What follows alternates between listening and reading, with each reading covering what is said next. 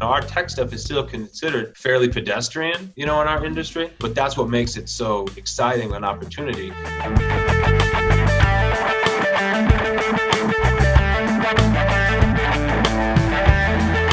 And so we see a lot of tech guys and business guys coming in the cannabis space and just being able to be like, because they've seen it before. They know what's going on, and it's just a simple analogy. So you see a lot of marriages between tech and business in the cannabis space that are creating some amazing breakthroughs and developments.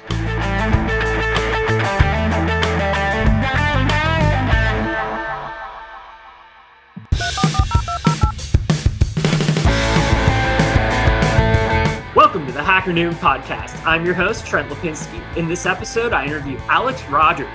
He's the CEO and founder of ICBC, the International Cannabis Business Conference. In this episode, we discuss the cannabis industry and what's happening with legalization and regulations.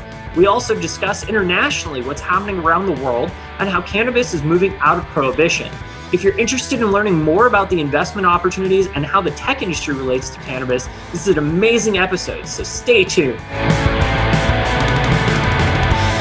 Hare is transforming private investing with blockchain technology. Through the Hare platform, investors can access institutional quality assets like commercial real estate, investment funds, equity in private companies, and more.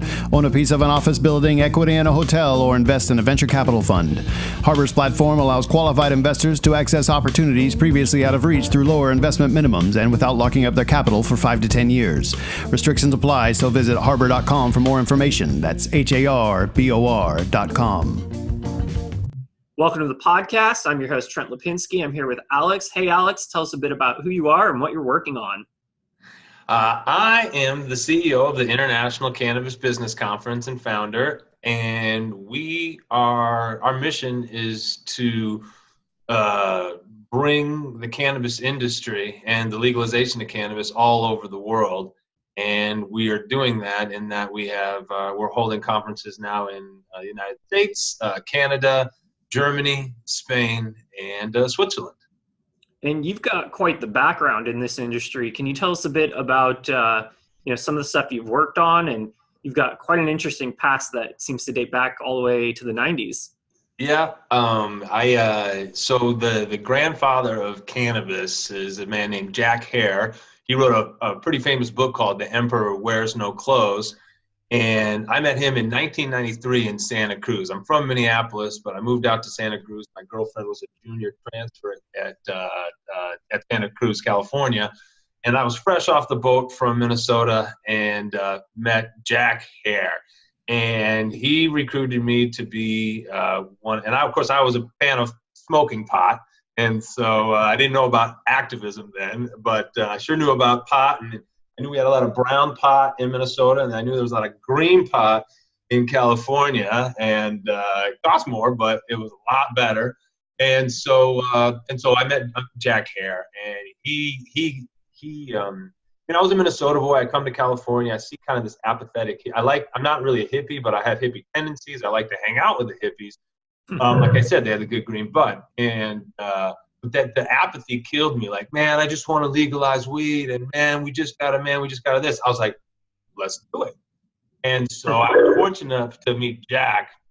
One of his really hardcore signature gatherers, Mike J from Santa Cruz, introduced us, and Jack kind of saw my potential and kind of nurtured me right away. And so I started doing activism, street activism. He had something called the California Hemp Initiative, and this was to treat pot like tomatoes. It was really progressive, some might say radical, and we were out in the streets coordinating a signature drive, this volunteer signature drive, to get signatures for something that we were never going to achieve, and everyone kind of knew it, but we still did it anyway, and it was fun. And by working with Jack, I started working with Cypress Hill and Normal and Debbie Goldsberry from Cannabis Action Network, and Ed Rosenthal, the famous author for Growing Cannabis, Dennis Perrone, the godfather of medical marijuana. So I have all this experience in California working with cannabis activism, but this was before 215, before they legalized in 96 for medical. And then, I just kind of got, it never really, I loved what I did, but I kind of wanted to do something else. So eventually I moved to Europe for about 10 years and did all sorts of things over in Europe for about 10 years. And you got in a little bit of trouble in Europe. Can you talk a little bit about that? I did. Well, I was over there, and I was just all I was doing is chasing girls and learning languages. I mean, really, I was just like the typical young goofball guy, and I did have a job. I worked for High Times. I ran the Melkweg, the Milky Way concert house for the High Times Cannabis Cup every November. I did that from like 98 to 2003, and that's what I told everyone I did. But that was only like 2 weeks a year. I made maybe like $1,500. But it was a cool position. I had a lot of power. I kind of got other jobs from that. I got girls' phone numbers. I worked it hard those couple weeks. But I was selling weed to get by in Europe. In hindsight, I look at myself as a complete fool. I don't know what I was thinking. I'm 47 now. I was 26 then. I guess age and wisdom can do that to someone. But anyway, I was selling weed, and eventually I got caught. And I'd actually stopped selling the weed when I got caught. It'd been like a year and a half, and I had literally said, okay, no more of this. I'm going to take my life a different direction. And I did. I was a singer in Slovenia, and that was awesome. I was having a great life. I had my hot Slovenian girlfriend, who's now my wife, and I was making about 200 euros. 100 euros a week, maybe, right? Nothing, right? And I was just happy as a clam. And then my wife and I, we went back to the States. We got married. We came back because we were living in Slovenia, and I planned to live in Slovenia pretty much forever. And then I got pulled off the plane on an international Hauptbefehl. So that's an international warrant. And I was taken into custody in Austria for about a month, and then extradited to Germany, and I did about 6 months then in German prison, and then I got out at my trial, and that was it was a big moment for me. I'm an upper middle class kid from Minnesota. My sister went to Princeton, and I went to prison, right? So for selling a plant. True, but I knew what I was doing was wrong, and I shouldn't have done it. I didn't do anything. It wasn't anything that was morally reprehensible, but it was stupid. And it was in Bavaria, like the most conservative place to sell weed. Everyone told me, "Oh, don't sell in Bavaria. That's the Texas of Germany." And I was just like, "It doesn't seem like Texas to me," but in fact, it kind of was, and in some regards. And so let's fast forward here. It's 2019 now. That happened, and cannabis is completely legal in the state of California. The Trump administration just passed a farm bill which actually completely legalized and rescheduled hemp and CBD in the entire country. So hemp is now legal. And you're now, 4.5 years into running the International Cannabis Business Conference. So, you've come a long way from your roots to where we're at today. And then the industry's come an equally long way. And can you touch on some of the things I just brought up? Like what is going on with this industry? This is a lot of change really quickly here. Yeah. I mean, we're at the point where it's not a matter of if, it's a matter of when. We've been at that point for a while in terms of legalization. Now we have issues where we need to federally legalize. A lot of Canada's way ahead of us on this in that they federally legalize. Therefore, they have a lot more mobility, and their industry is even that much more nascent. We have pods. Our industries are respective of each state, so you can't take cannabis out of state lines. Everything has to be vertically consolidated within that state. If you have a brand in Colorado and you want to have a brand in California, you have to then vertically consolidate in that state, have it grown there, processed and sold in that state. So you can't have like a big warehouse in Wyoming and then ship across the country to your respective dispensaries. That doesn't work. So it's still pretty cumbersome. Right? We've come a long way. It's still cumbersome, but now that's all falling with tax rate 280E. Being able to write off your cost of your normal cost of doing business. That's very there's a lot of restrictions on that. And then there's banking. You can't bank. You have to be a cash business, all this stuff. So when something like the hemp bill passes, then it's a huge step for basically just normal cannabis commerce in America. We have it in these little bastions, under different auspices. Each state has their different regulatory guidelines, but we need to it needs to be federally legalized. And when that happens, then it's going to explode, because what's happening now is the whole world is catching up to America.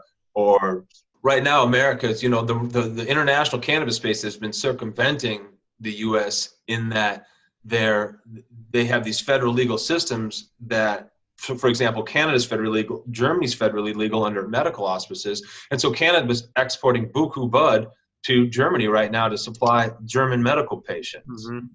There's a huge CBD rush in Europe, and there's a huge medical move in Europe where they're growing a lot in the south. They're supplying to the north. There's a lot of big hemp grows in Europe happening right now. There's a lot of private equity plays. There's a lot of the public corporations in Canada are buying up a lot of the European startups. This is also happening in Israel, Australia, Jamaica, Colombia. So all these countries are getting on board, and therefore it's only a matter of time before America gets on board too.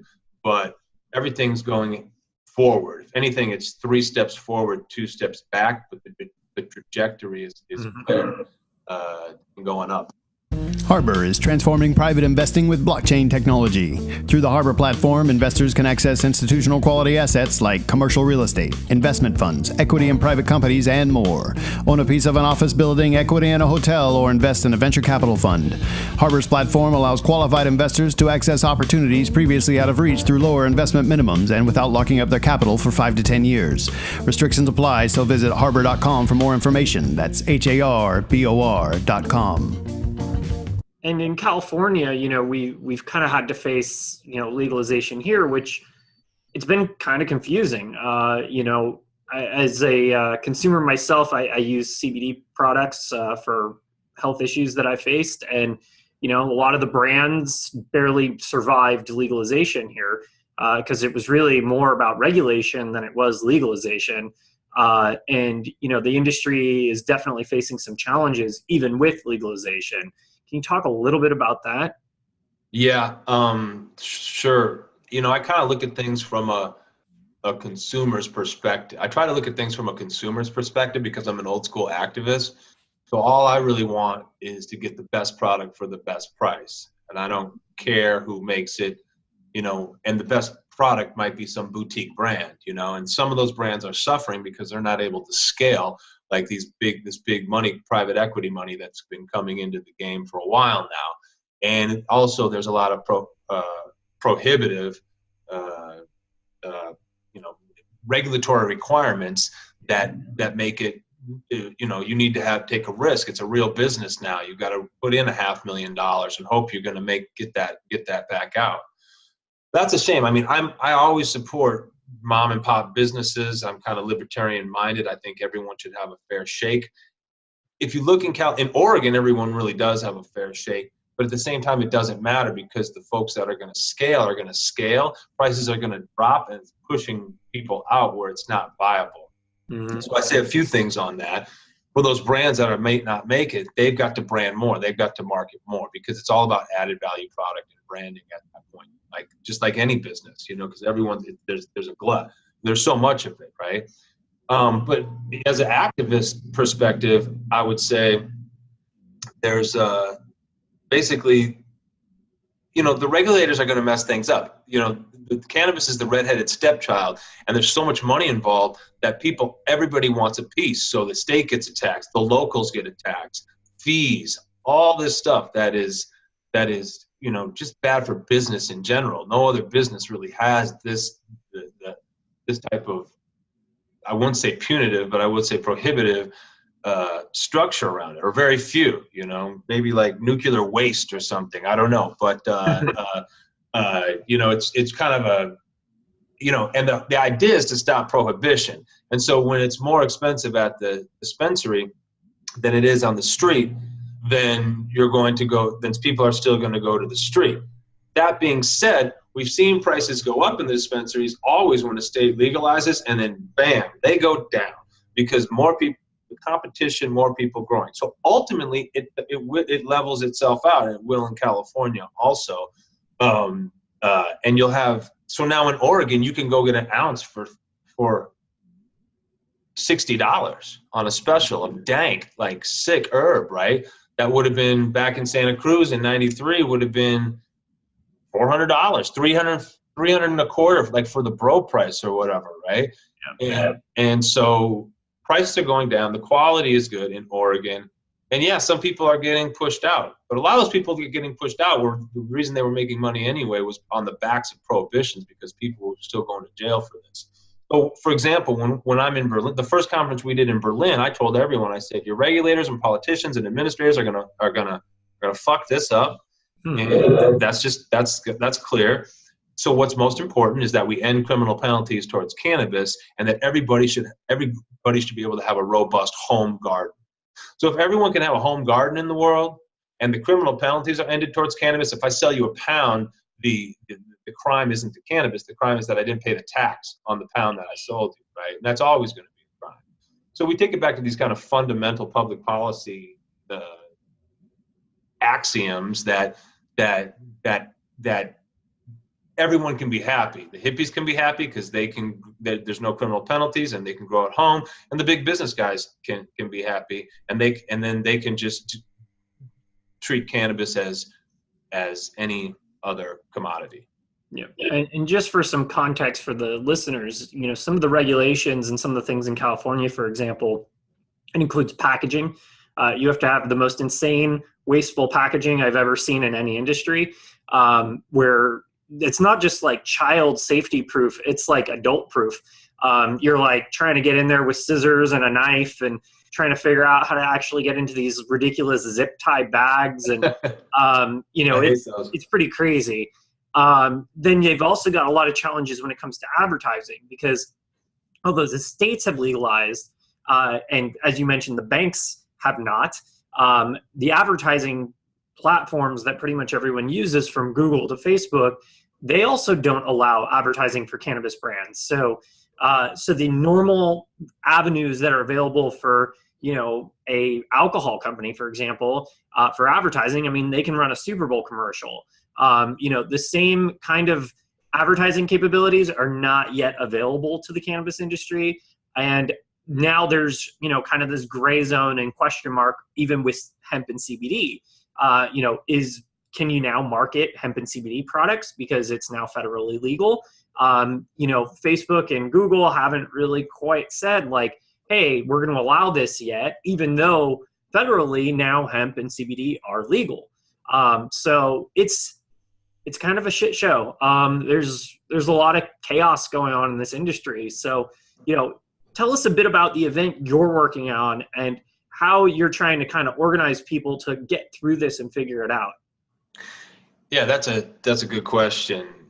Yeah, it is a shit show, and I think, that being said, I think any new business has its challenges and its hurdles. And so, and I'm not justifying Facebook and Google not allowing for cannabis advertising, because I think that is the most insipid, just sorry ass way to be doing business. I mean, we consider these institutions, as some people do, as liberal bastions, right? Or as free, as vessels of free thought, right? And expression. And it's just, in the cannabis industry, as you get denied by Facebook, or the Facebook overloads all the time when you submit some ad, even we do as an ancillary get denied sometimes. And it's crazy. When I open a bank account with my ancillary, are you in the cannabis industry? Yes. Oh, we can't. Oh, but I don't sell weed. Doesn't matter. It's like, I can understand a smaller institution. I can even understand a bigger institution like Facebook or Google doing it. But, you know, it's weed, man. And this is like, it's so crazy that, you know, I don't know. I just think stoners are still looked down upon. Like, oh, those pot smokers, they're lazy, they're apathetic, they complain a lot. You know, we're not, you know, I don't know. All that stuff is still cocaine culture, because if you're going to get a lot of people who get that much work done are just on amphetamines, whether it's prescribed Adderall or whatever, you know. So those aren't cannabis vibes. I'm personally not drug prejudiced. I just don't want people to be drug prejudiced against cannabis also, you know. I think all drugs should be legal. But here's the deal. None of that matters. The business is crazy. This is a multi-billion-dollar industry. At my conferences, hundreds of millions of dollars gets done on the table. It's insane. So it doesn't matter. We talk about, you know, investment, international investment, different private equity to investment banking to public corporations. We talk a lot about, you know, there's a lot of patent stuff with the new tech stuff coming out. There's a lot of people there's so many new tech innovations in cannabis right now, that all this, you know, IP is king in the cannabis world right now. And if you've got your IP in line and you've got something, you know, good to back it up with, then there are acquisitions happening in this industry like crazy. No, it's a huge investment opportunity right now. That's for sure. Well, anyways, and it's not just the United States, if I could say. That's the whole thing. That's what I've tapped in on. I saw it years ago. You know, when I booked my first event in Berlin, everyone was like, Alex, what are you doing? This is international. You know, there's no international cannabis business. I was like, yeah. The Germans were like, oh, Alex, we are so worried for you. $500 a ticket. We are worried for you. How do you say? German are very günstig, frugal people. You know, and I'm like, yeah, I'm scared too. You know, I don't know. You know, I just have this vision. And just like I said, what happened, all of a sudden, it wasn't all about America. It was about Canada. It was about Germany. It was about the Czech Republic. It was about Spain. It was about Colombia. It was about Jamaica. It was about Australia. It was about Israel. It was about South Africa.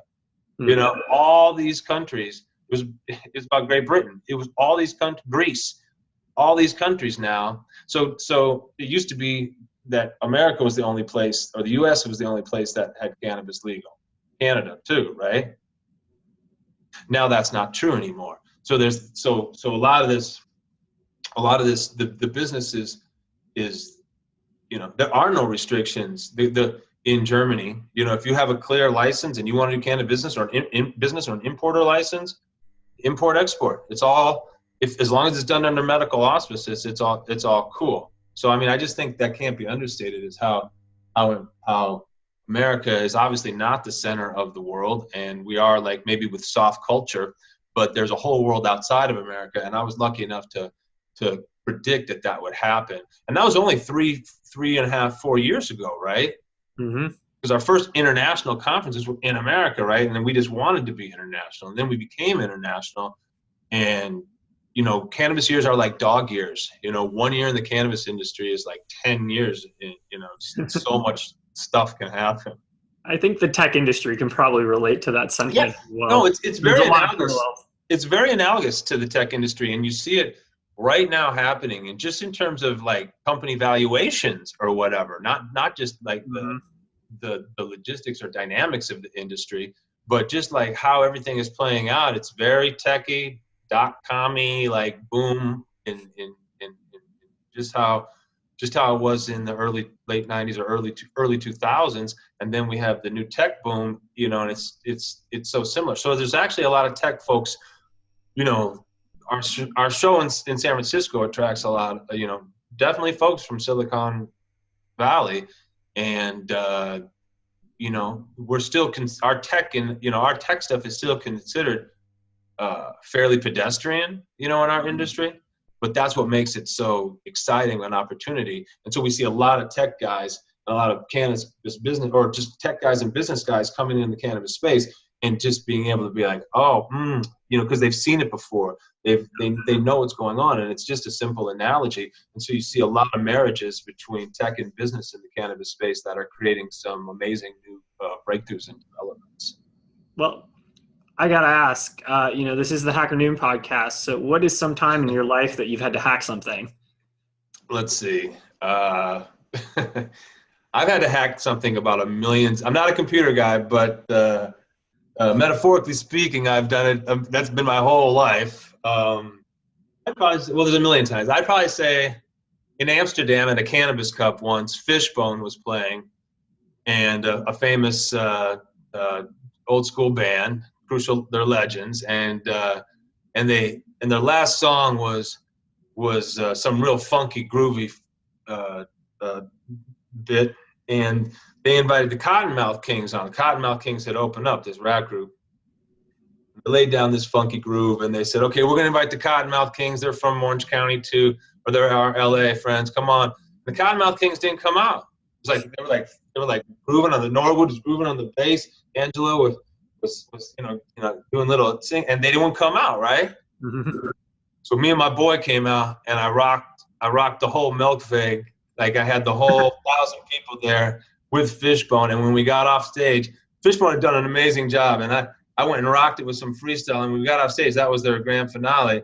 They were all like saying what a good job I did, and I thought it was very ironic, funny, but So you literally hacked a concert, and the final song, just to because the audience was unhappy that the other band wouldn't come out. That's right. That's awesome. Well, do you have any final thoughts before we wrap up? Just that, just reiterating that this is happening. This is going all worldwide, and it's only a matter of time. I guess my final thought would be a little bit controversial, but I think Trump has been good and will be good for the cannabis industry. I think he's already been better, even though you had Jeff Sessions, saying all this hullabaloo about cannabis. When you look at who was getting busted by the feds and who was getting their doors busted in with machine guns, we don't see it like we saw it in Obama or Bush days. And part of that is not just Trump, it's the sign of the times, right? It's the luxury of being president now. But still, it could go any way at any time. We could revert back into a police state when it comes to cannabis, right? And so my big prediction is that not only will Trump not legalize CBD and hemp, which he has, but that Trump will legalize cannabis federally in America, whether it's a roundabout way or directly, whether it's rescheduling, whether it's the States Act that's coming up, whether it's another thing. I think he's all for it, and I actually think Trump is good for the cannabis industry. So, all right, well, you heard it here first, so see what happens. And you've got an event coming up in February in San Francisco, right? Can you tell us just a little bit about that? Yeah, it's our 5th year in San Francisco. It'll be about 1,500 people there. It's at the Union Square Hilton, February 7th and 8th. VIP reception on the 7th, the 8th. We're going to be going. Lori Ajax, the Cannabis Czar of California, will be there after the final rules have just come out. And we have the Canadian Stock Exchange coming down to tell people how to go public, in American companies to go public in Canada. We have the big federal panel, the Fed panel, the top lobbyist in Washington coming out to say what is going to happen with this administration, and we actually really do have a chance to legalize federally, and they're kind of spearheading the whole project. And then we got a great tech panel too, and then we got a party with DJ Domino from Hieroglyphics and DJ Muggs from Cypress Hill. After party at Pier 23. And then we've got Barcelona, Berlin, Zurich, and Vancouver all this year. And the website is internationalcbc.com, internationalcbc.com. People can go to if they want more information. Awesome. Well, thank you for coming on the show. It's been a pleasure. Yeah, thank you, Trent. I really appreciate it. This concludes another episode of the Hacker Noon podcast. I'm your host, Trent Lapinski. Please don't forget to subscribe to us on iTunes and YouTube and follow us on social media. You can also find us at hackernoon.com and podcast.hackernoon.com for more episodes. Thank you for listening.